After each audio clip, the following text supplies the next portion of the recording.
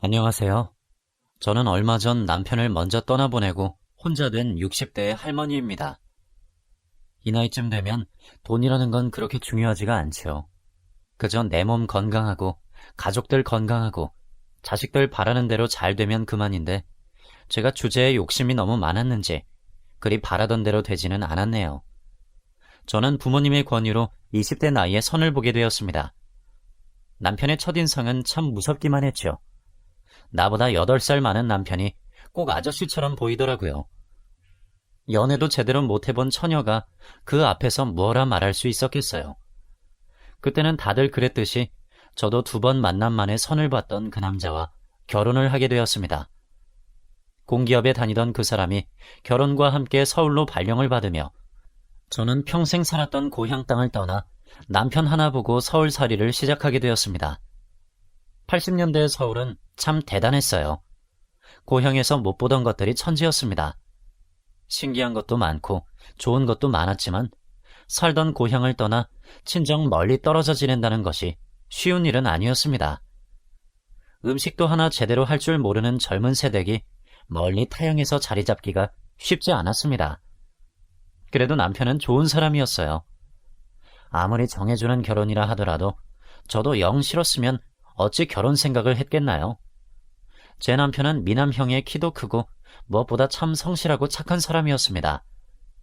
경상도 남자답게 표현에 인색하고 좀 무뚝뚝하기는 했어도 제가 섭섭하지 않을 정도로는 다정하던 사람이었습니다. 그렇게 부모 품을 떨어져 나온 제가 앞으로 평생 의지할 곳이라고는 남편밖에 없었지요. 그렇게 결혼하고 얼마 뒤 저는 남편과의 사이에서 아들을 낳게 되었습니다. 집안 장손이던 남편 때문에 시부모님은 내내 아들을 기다리셨습니다.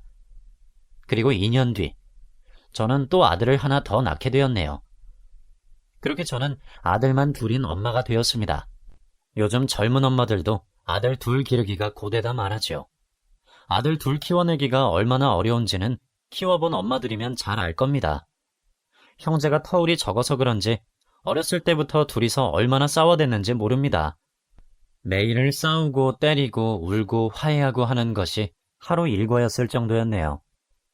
곁에서 말리고 달래느라 제가 참 고생을 많이 했습니다.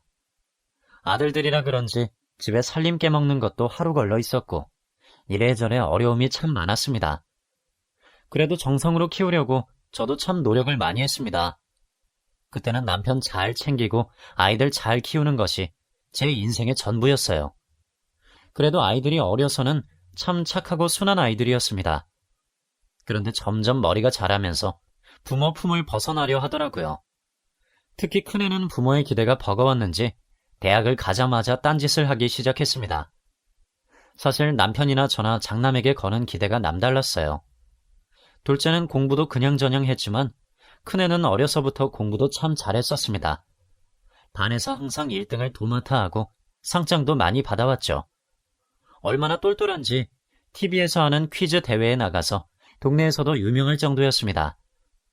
반면 둘째는 건강하기라도 한 게 다행이다 싶을 정도로 공부에는 영 관심도 소질도 없었습니다.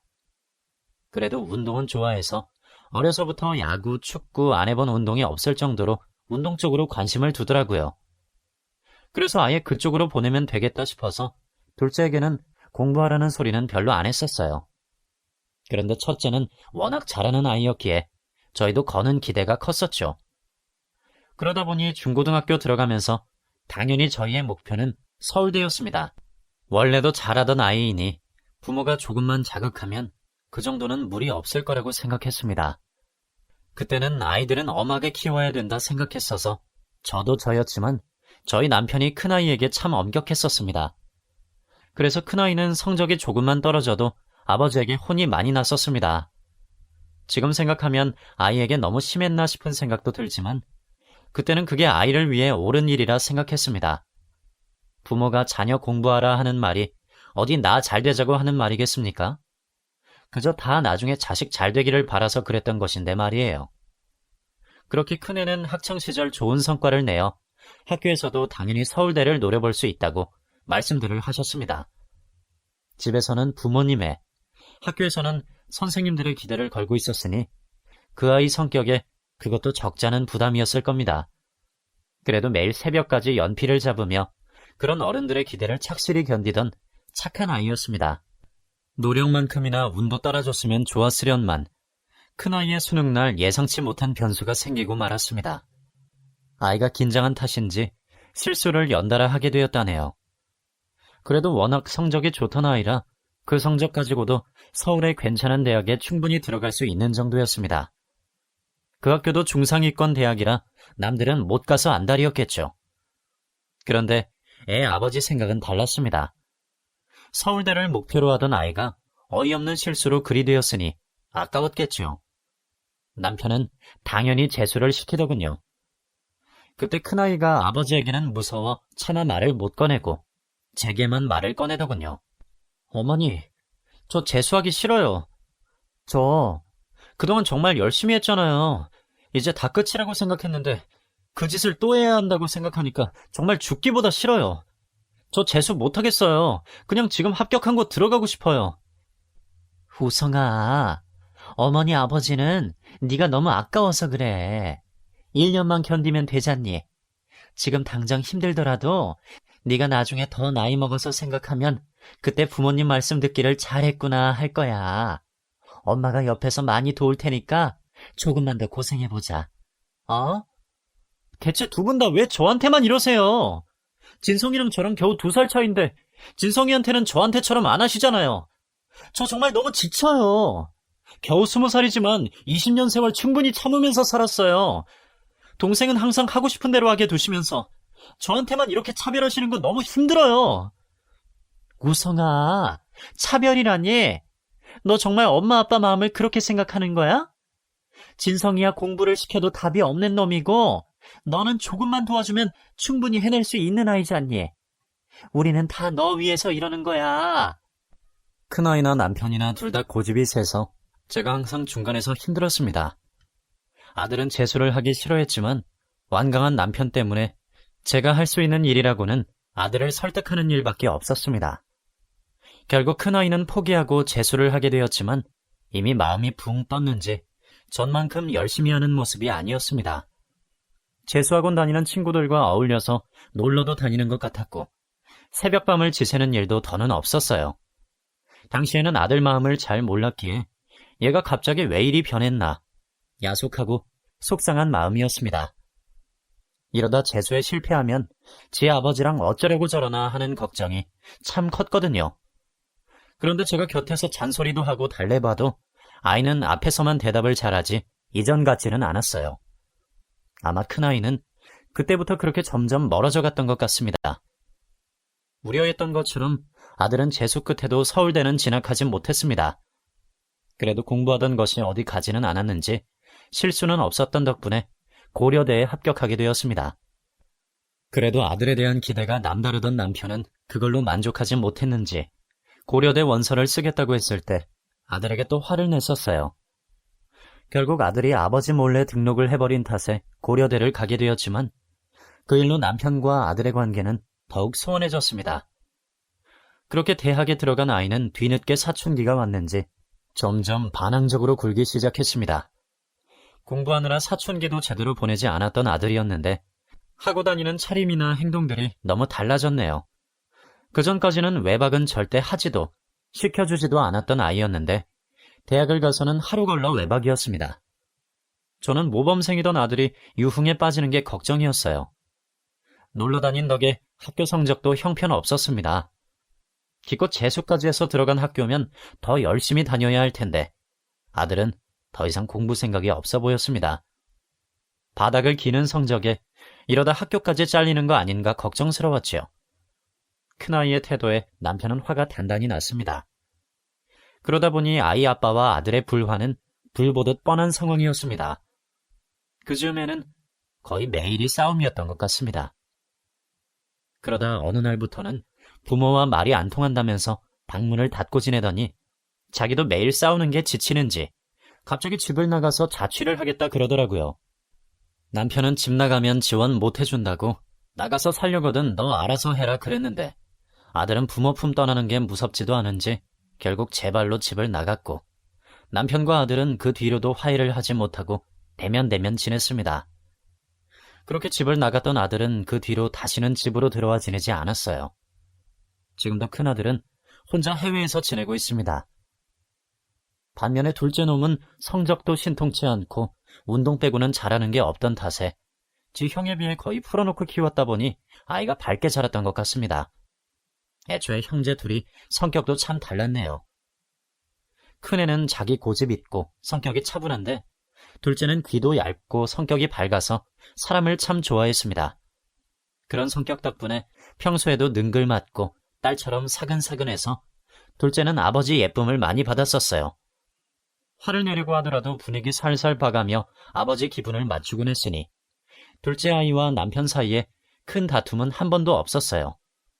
부모 입장에선 차별했던 것이 아니지만 큰아이 입장에서는 그런 것들이 차별처럼 느꼈을지도 모르겠네요.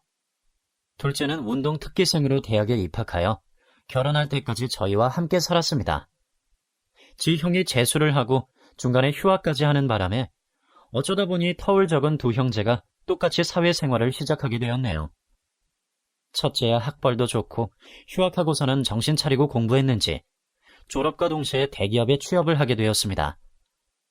지 아버지는 그것도 성에 차지 않는지 기어이 한 소리를 했고 큰애는 그 뒤로 집으로 오는 걸음을 더욱 줄였네요. 둘째는 군대에 갔다가 말뚝박겠다고 그러더니 대학 졸업하자마자 아는 선배 체육관에서 일하면서 사회생활을 시작했습니다. 애초에 둘째는 자기 앞가림이나 하면 큰 기대가 없었으니 뭐든 시작한 것만으로 다행이라 여겼습니다. 그러다 둘째가 30도 되기 전에 결혼을 하겠다며 여자를 데려왔더라고요. 왜소한 체형에 아들놈 옆에 있으니 더 여리여리 작아 보이는 아가씨였습니다. 유치원 교사라고 하더군요. 어쩐지 밝고 참한 인상에 참 잘 어울리는 직업이었습니다. 그렇게 둘째 애가 지 형보다 일찍 결혼을 하게 되면서 아버지가 집 얻을 돈을 지원해주고 그렇게 둘째 애도 나가서 독립하여 자기 가정을 꾸리게 되었어요. 유치원 교사인 둘째 며느리는 아들놈처럼 제게도 사근사근하니 참 잘했어요. 결혼한 지 1년도 안 돼서 아들까지 낳아왔으니 어느 시어머니가 그런 며느리를 싫어할까요? 그런데 그때까지도 큰아이는 집에 여자 한 번 데려오지를 않더라고요. 이놈이 아직도 자기 부모에게 섭섭한 게 많은지 그때까지도 집에 좀처럼 들리는 법이 없었습니다.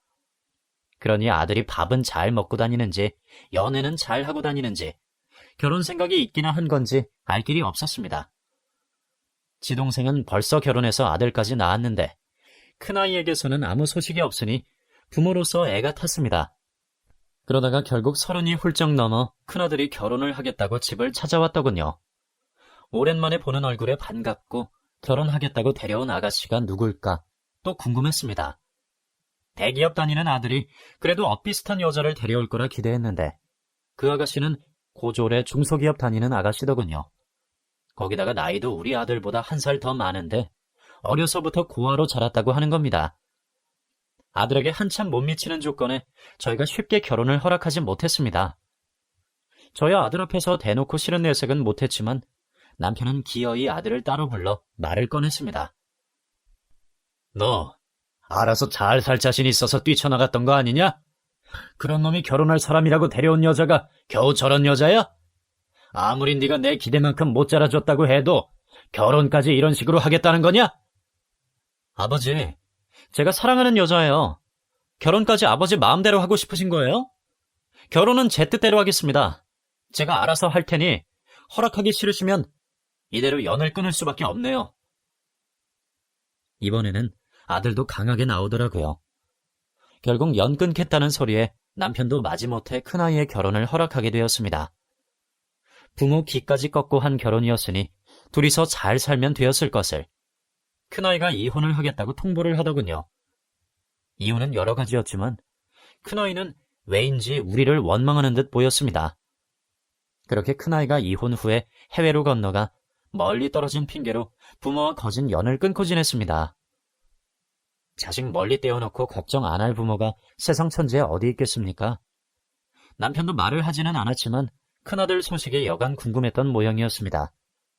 매일 아들이 지내는 곳에 해외 뉴스를 들여다보며 아름아름 소식을 전해드리려 노력했네요. 그런데 아들은 그동안 명절에는 바쁘다며 들어오지를 않았고 시차가 다르다는 핑계로 전화도 하지 않았습니다. 그렇게 큰아이가 부모를 등지고 떠나버린 동안 오롯이 자식 노릇을 한 것은 둘째 아들 내외였습니다. 평소에도 시부모 기념일까지 챙기며 우리 곁을 지키던 아이들이었기에 같이 지낸 시간도 많고 어쩌다 보니 우리 입장에서는 나중에도 믿을 구색은 둘째밖에 없겠구나 싶었네요. 둘째에게서 태어난 하나밖에 없는 손자도 귀했고 연락 없는 큰아이보다는 곁에 사는 둘째네가 가깝게 느껴질 수밖에 없었지요. 그러다가 큰아이가 소식이 없는 사이에 남편에게 갑작스러운 병이 찾아왔습니다. 매년 받는 종합 건강검진을 받았다가 남편이 암이라는 것을 알게 되었네요. 처음에는 남편이 암이라는 얘기에 얼마나 놀랐는지 모릅니다. 검사가 잘못되었다고 생각할 정도였어요. 매일 잔병으로 병원 다니는 것은 저였지 우리 남편은 그동안 그 흔한 감기 한 번 없이 건강했던 사람이었거든요. 그랬던 사람이 갑자기 암이라니. 이런 일은 상상도 못했던지라 갑자기 제 인생이 바빠지게 되었습니다. 그래도 중기라 아직 기회가 있다고 했습니다. 저도 작은 희망이라도 놓치고 싶지 않았어요. 남편을 데리고 병원에 다니면서 남편에게 좋다는 것들을 구하러 깊은 산속까지 쫓아가보고 온갖 민간요법에 몸에 좋다는 음식이라면 뭐든 했습니다. 평생 집에만 있던 제가 남편 위해서 할 수 있는 일이라고는 그런 것밖에 없었거든요. 이럴 줄 알았으면 평소에 건강 프로그램 좀 보고 건강검진도 더 자주 받을 걸 싶더라고요. 후회해봐야 다 늦은 일이었으나 저는 당장이라도 제가 할 수 있는 것들은 해야 했습니다. 남편의 상태는 조금 좋아지는 듯 하다가 다시 점점 나빠졌어요. 언젠가부터는 살도 쪽 빠지고 혈색도 나빠져서 금방이라도 남편이 죽을 것 같았습니다. 게다가 이미 70이 넘은 고령에 항암 치료를 받아내는 것이 얼마나 버거웠을까 싶네요. 그렇게 남편은 나날이 기력을 잃어갔고 결국 마지막 몇 달은 병원 치료도 소용이 없어서 호스피스 병동에서 보내게 되었습니다. 새벽에도 진통에 몸서리치는 남편을 보니 도저히 집에서 저 혼자 돌볼 수 없겠다 싶었습니다. 남편의 남은 생을 호스피스 병동에서 보내는 게 맞나 고민이 참 많이 되었는데 남편이 나 고생할까 싶어 그랬는지 자기가 부득불 가겠다 우겨서 결국 호스피스 병동에 입원하게 되었어요. 그곳에서 보낸 몇 달이 남편과의 마지막 시간들이었습니다. 남편을 휠체어에 태워 산책로를 다니며 꽃도 구경하고 풀도 구경하고 그래도 깨어있는 동안 좋은 것들을 보여주고 싶었습니다. 그때까지도 남편이 알리지 못하게 해서 큰아이에게는 아버지 아프다는 소식을 전하지 못했습니다. 그런데 이 양반이 자기 죽을 날을 알았던 건지 꼭 죽기 일주일 전에 큰아들이 보고 싶다 그러더라고요. 그 말에 제가 바로 큰아이에게 한국에 좀 들어오라 연락을 했어요. 사실 저도 남편이 아픈 뒤로 큰아들 빈자리가 얼마나 크게 느껴졌는지 모릅니다. 결국 뒤늦게 아버지의 상태를 알게 된 큰아이가 서둘러 귀국을 했고 아들이 온다는 소식에 남편이 버텨주었던 건지 다행히 남편은 큰아이와 며칠 시간을 보내다가 편안하게 세상을 떴습니다. 보통 병원으로 죽게 되면 그래도 마음의 준비라도 좀 할 수 있어 그나마 낫다던데 저는 아니더라고요. 남편이 아픈 몸으로라도 옆에 있어 주었던 때가 몹시도 그리웠습니다. 당장 남편 없이 세상을 살아가야 한다 생각을 하니 몸서리치게 두렵고 서글펐습니다. 남편의 장례를 끝내고 정리를 하면서도 저는 도저히 일상으로 돌아가지를 못했습니다. 밥도 제대로 먹지 못하고 잠도 제대로 자지 못했네요. 거기에 큰아들이 아버지 장례 끝나자마자 다시 외국으로 떠나버려 더 힘들었던 것 같네요. 그런 저를 옆에서 보듬어준 것은 역시나 둘째 내외였습니다. 제가 너무 힘들어하는 것이 보였는지 둘째 며느리가 저더러 잠깐 여행이나 다녀오자 그러대요. 여행은 무슨... 네 시아버지 떠난 게 며칠이나 되었다고 여행을 가니? 어머니, 이러고 계시는 것보다 어머니 힘내셔서 다시 회복하시는 게 좋죠. 아버님도 그걸 바라실 거예요. 계속 이렇게 집에서 아버님 그리워하시는 것보다 잠깐이라도 밖에서 바람 쐬고 오시는 게 낫지 않으시겠어요? 저희나 저나 이번에 연차까지 땡겨서 일주일 시간 비웠으니까 저희 봐서라도 같이 가요, 어머님. 네? 그동안 형 대신에 아버지 서류 정리하고 자기들도 회사 생활하느라 바쁠 텐데 나를 위해 애써주는 마음이 참 고마웠습니다. 그렇게 아이들 따라서 여행길에 나서게 되었습니다. 그래도 아이들 덕에 물 좋고 공기 좋은 곳으로 나와보니 잠시나마 남편 잃은 슬픔을 덮을 수 있었네요. 오랜만에 조금이나마 마음 편히 식사도 하고 잠도 조금 잤습니다. 집을 떠나 나오니 시름은 조금 덜었지만 자꾸만 남편과 살던 그 집이 그리워지더라고요. 시간이 지나면서 점점 집으로 돌아가고 싶은 마음이 커졌습니다. 그래도 나 위해주는 아이들이 고마워 내색하지 않고 휴가를 즐겼습니다. 그러는 와중에도 며느리는 일이 바쁜지 계속 전화를 받으러 나가는 걸 보니 공연이 나 때문에 무리한 건 아닌가 마음이 쓰였어요. 일주일 일하는 시간이 길면 길고 짧으면 또 짧네요. 그렇게 그동안 마음을 추스린 저는 다시 남편과 지내던 그 집으로 돌아가 남편의 흔적들을 싹 다 정리할 생각이었습니다. 그렇게 집으로 한참을 가던 아들이 갑자기 처음 보는 어느 허름한 집 앞에 멈춰서는 것이 아니겠습니까? 볼 일이 있나 싶어 가만히 있는데 며느리가 저더러 잠깐 내려보라고 그러는 겁니다. 그러고는 내려서 내 여행 가방을 손에 쥐어주네요. 왜 이러니? 여기가 어딘데 갑자기 멈춰 세워서 가방까지 들려줘? 어머니, 이제부터 여기가 어머니 집이에요. 이제 여기서 혼자 지내세요. 이전 집은 이미 팔렸으니까 돌아가셔도 소용없어요. 좀 허름해 보여도 이 정도면 괜찮을 거예요. 아니, 얘가 무슨 소리를 하는 거야? 내 집 놔두고 내가 왜 이런 곳에서 사니? 갑자기 왜 이래? 어머니, 그 집이 왜 어머니 집이에요? 아버님이 돌아가시면서 저희 앞으로 주셨잖아요. 아버님도 돌아가신 마당에 어머니 계속 그 집에서 지내시게요? 작은 집이 관리하기도 좋으실 거예요. 솔직히 저희도 장남 대신 여태 할 만큼 했잖아요. 자식돌이는 여기까지 할게요. 그리고 저희도 이사 가니까 찾지 마세요. 제가 뭐라 말을 더 하기도 전에 며느리가 차에 타더니 저만 그 앞에 세워두고는 도망치듯 떠나버렸습니다. 그 와중에도 아들놈은 내려보지도 않더군요. 지금 생각해도 참 황당할 따름입니다. 생전 처음 와보는 낯선 곳에 어미를 두고 떠나는 자식이라니. 이게 고려장인가 싶대요. 뒤늦게 정신을 차리고 둘째에게 전화를 해봤지만 약속이라도 한 듯 둘 다 전화를 받지 않네요. 그제서야 제가 버려졌다는 현실이 자각되었습니다. 내게 주고 간 열쇠를 집어들고 지붕을 슬레이트 판자 같은 것으로 덮은 그 허름한 집문을 열고 들어가니 방향칸 부엌 하나, 그 작은 집에 남편과 제가 쓰던 물건들이 가득 들어 있었습니다. 그마저도 가구와 가전들은 둘 곳이 없어 버렸는지 짐이 들은 박스만 덩그러니 놓여 있었네요. 내 짐이 거기 있는 걸 보니까 진짜 쫓겨난 건가 싶었습니다. 저는 그 길로 우리 집을 찾아갔어요. 그런데 남편과 살던 내 집을 찾아갔더니 그 집에는 이미 누가 이사를 와 있더군요. 이사 온 지 벌써 며칠이나 되었다며 우리 집이라 우기는 저를 미친 여자 취급하며 경찰까지 불렀습니다. 결국 경찰서까지 가게 되었네요. 아니, 그 집이 우리 집인데 제가 저번 주까지도 거기서 살았다니까요. 대체 이게 무슨 일이에요? 할머니, 집이 아드님 명이라면서요. 부동산에 확인하니까 명의자가 팔았다고 하던데 아드님에게 증여해 주신 거 아니에요?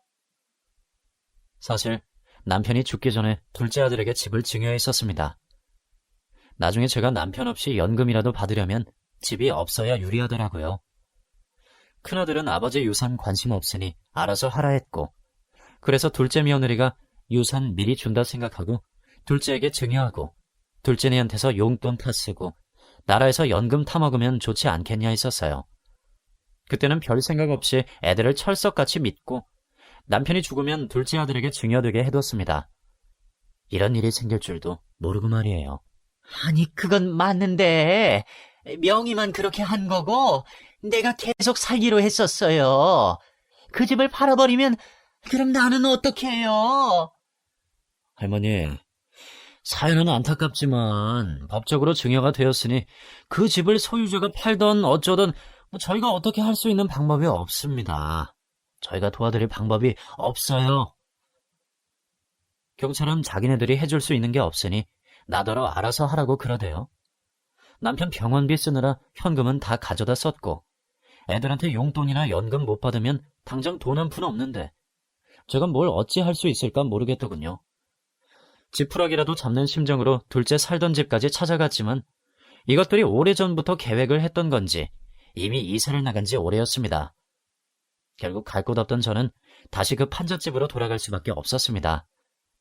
이 동네에 사람이 살기나 하는 건지 초저녁인데도 동네에 인기척 하나 없이 조용하니 늙은 노인네 혼자 있기에는 너무 무서웠어요.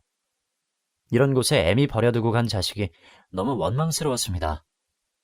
그동안 우리를 위하는 줄로만 알았던 둘째네였는데 이게 본 모습이었나 싶네요. 생각해보니 예전에 둘째네와 돈 문제로 다퉜던 일이 있었습니다.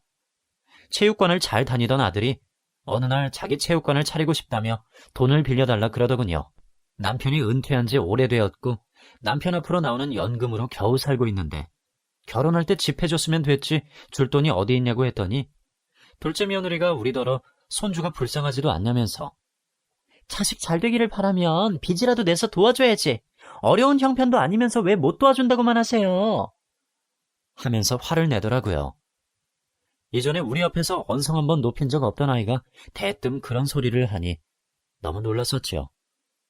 물론 다음날 바로 다시 와서 잘못했다 빌고 아이 키우려니 쪼들려서 그랬다며 용서해달라 하기에 저도 아이 키워본 입장에 얼마나 어려웠으면 그랬을까 싶어 당시에는 그냥 넘어갔던 일이 있었습니다. 그런데 지금 이렇게 다 허물어져가는 판잣집에 내쫓겨 생각을 해보니 아마 그게 둘째의 본심이었을까 싶네요. 내 생각해서 손주 앞으로 증여하자고 먼저 나섰을 때 그 검은 속을 알아차렸어야 했습니다. 그런 와중에도 차마 큰아이에게는 연락할 수가 없었습니다. 큰아이에게 후회스러운 일이 너무 많았거든요. 둘째 며느리 본 모습을 알고 보니 내가 그전에 큰며느리에게 잘못했던 것들이 떠올랐습니다. 반대하던 결혼이었어도 이왕 결혼시켰으면 저도 그냥 똑같이 잘해주면 될 것을 이상하게 큰며느리에게는 둘째 며느리에게 하는 것만큼 되질 않더라고요. 둘째애는 지가 먼저 와서 애교 있게 굴고 눈치 빠르게 알아서 착착착 하는데 큰애는 말도 별로 없고 제가 뭘 시켜도 세워라 내워라 하는 모습을 보니 저도 답답한 마음에 몇 번 면박도 줬습니다. 큰애 너는 둘째보다 나이도 많으면서 하는 건 둘째 반절도 못하니 어떡하니. 결혼은 아무리 둘째가 먼저 했다고 하지만 우리 집 큰며느리는 너 아니냐. 앞으로 네가 주도해서 잘해야지. 이렇게 둘째 따라다니는 모양새면 어떻게 하니? 제 딴에는 나중에라도 살림 맡겨야 할 것은 큰며느리인데 둘째에게 뒤처지는 것 같아 걱정되어 했던 말들이었지만 지금 생각하면 그런 것들이 큰아이에게는 상처가 되었을 수도 있겠다 싶었습니다. 큰아들에게 했듯이 큰며느리에게도 똑같이 상처를 줬습니다. 첫 아이들에게 제 기대치가 너무 컸던 모양입니다. 거기다 이미 나이도 있는 큰아이에게 임신 소식이 들려오지 않자 제 노파심에 괜한 말도 꺼냈었네요.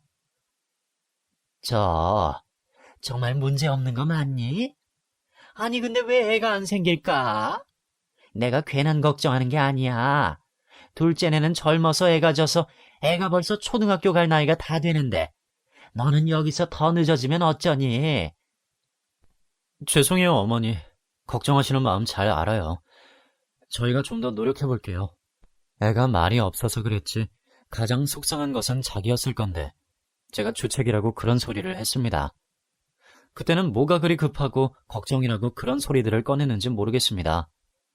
얼마 못 가서 둘이 이혼하고 보니 다 나 때문인가 싶은 생각도 들고 그냥 둘이 좋아서 잘 지냈으면 되었을 것을 괜히 애들 힘들게 했다 싶어서 많이 후회하고 가슴 아파했습니다.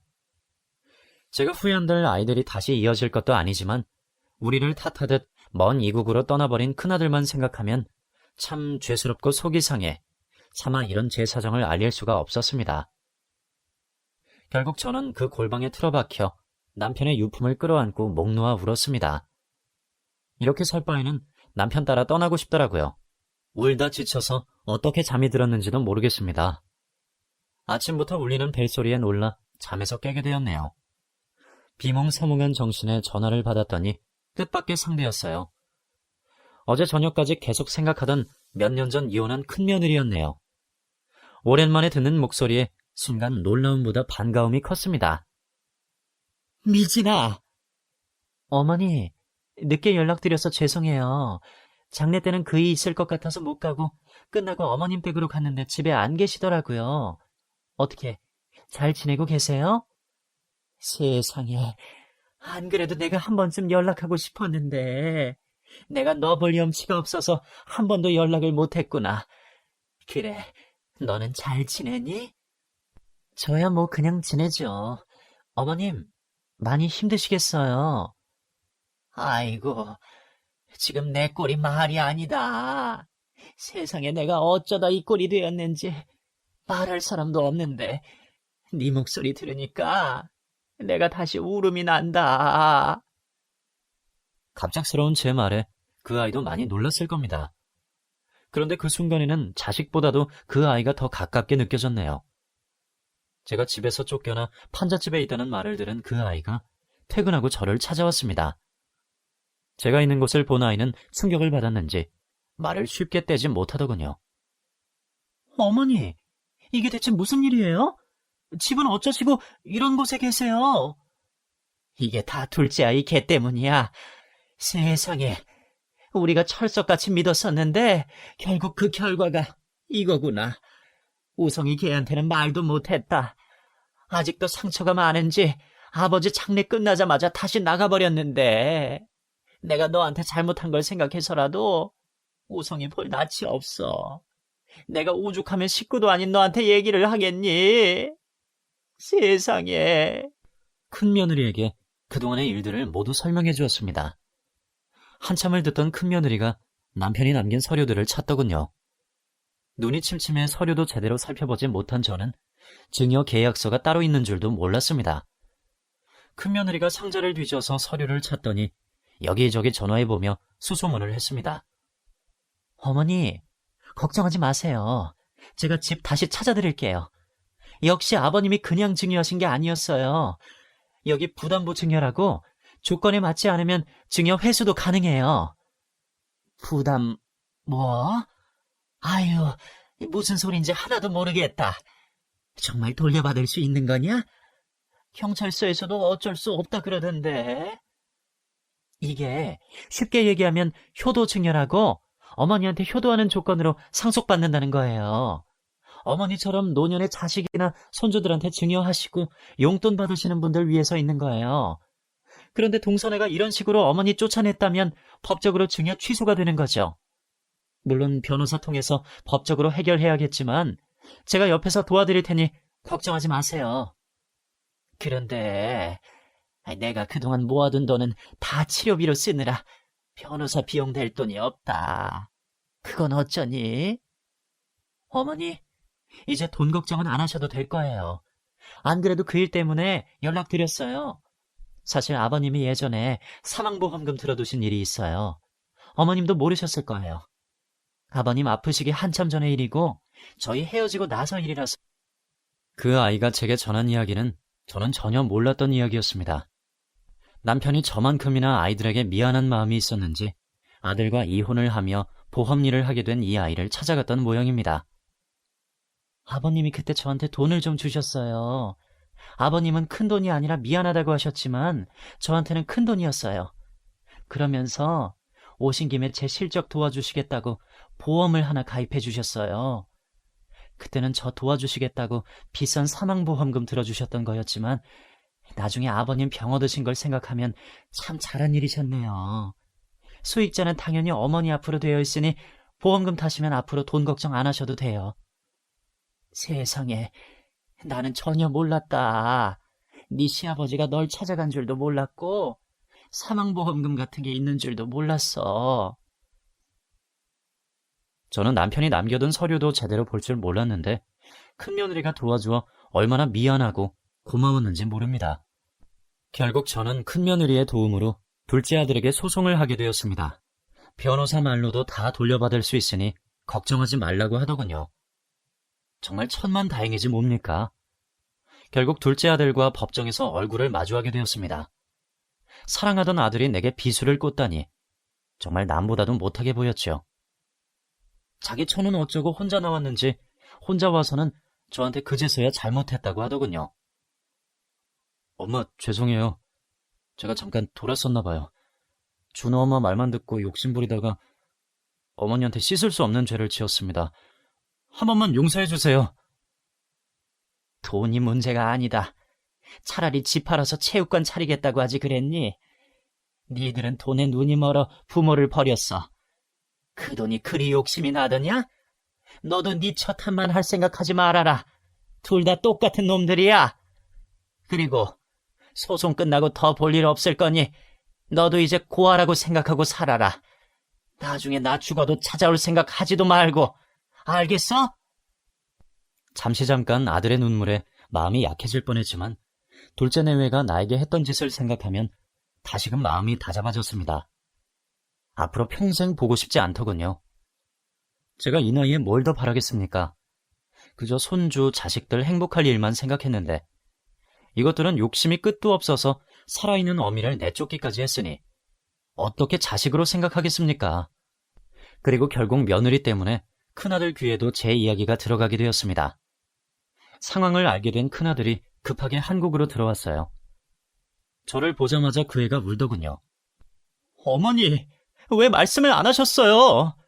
그럼 그동안 어떻게 지내신 거예요? 집도 없이 어딜 계셨어요?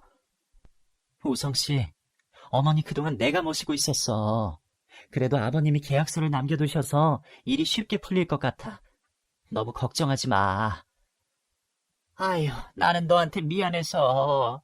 네 아버지 장례식 끝나고 그렇게 다시 도망치듯 나가버렸는데 우리한테 마음 상해 있는 너한테 내가 무슨 염치로 도움을 구하냐. 그래도 어떻게 미진이 얘랑 연락이 닿아서 일이 잘 되었지. 얘한테나 너한테나 내가 너무 미안하다.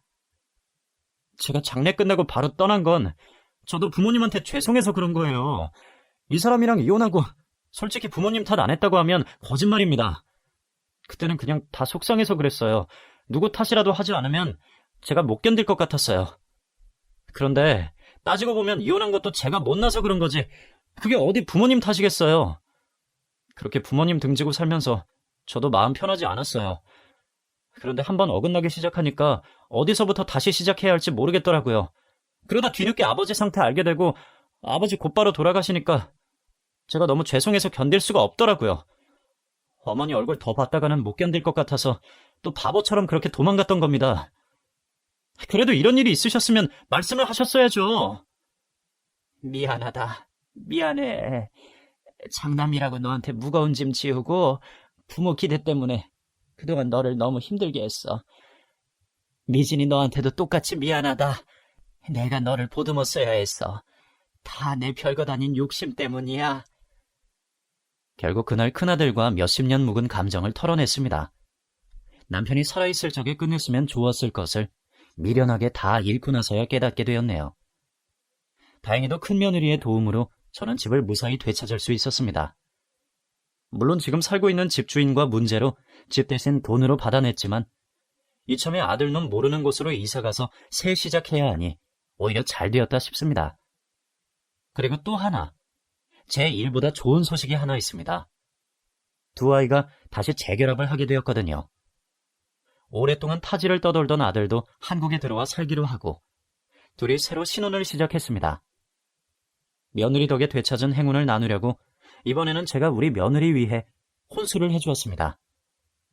억소리 나는 돈이 든 통장을 며느리에게 쥐어주고 너 하고 싶은 대로 다 쓰라고 했네요. 그마저도 더 못 챙겨주어서 미안했지만 마음 깊은 그 아이는 그것 가지고도 눈물을 보이네요. 아휴, 너는 참 욕심도 없다. 겨우 이거 가지고 그러니? 어머니, 어디 돈이 중요한가요? 어머니 마음이 중요하죠. 저 이거 안 쓰고 묵혀둘 거예요. 나중에 다 같이 여행이라도 가요. 이 돈 가지고 여행 가려면 어디 해외로 1년은 다녀와야겠네. 괜히 나한테 돌려줄 생각하지 말고 네 남편한테도 한 푼 쓰지 말고 오롯이 너 위에 쓰거라. 친정엄마가 혼수해주는 거라고 생각해. 내 죄를 생각하면 이걸로 어림도 없겠지만 지금 내 형편에서 최선이니까 제발 기쁜 마음으로 받아주렴. 제가 그동안 참 어리석었습니다. 말이 없고 표현이 없다고 그 마음마저 조용하진 않았을 텐데 그저 옆에서 둘째 며느리 애교 떠는 것만 예쁘다 여겼으니 어찌 보면 제가 제 발에 걸려 넘어졌네요. 그래도 지금 생각해보면 죽은 남편이 나를 도와주려고 우리 큰며느리를 보내줬구나 싶습니다. 이제는 이 아이들 제 속으로 품으며 남은 생 잘 마무리하며 살아가겠습니다. 여러분들도 모두 건강하시고 행복하세요. 감사합니다.